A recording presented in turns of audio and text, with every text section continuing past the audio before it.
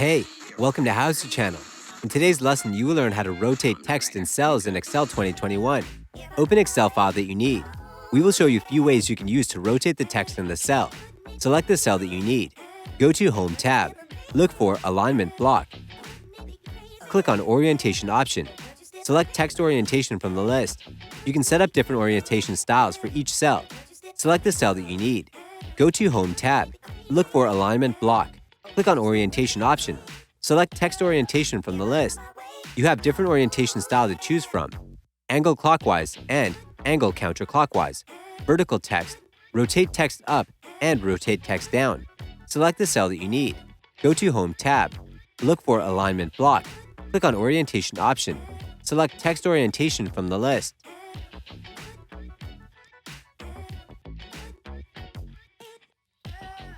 That's it. Thanks for watching the video. Please like it and let us know if you used any of our tips and tricks. Subscribe to our channel. We upload new tutorials every day. See ya!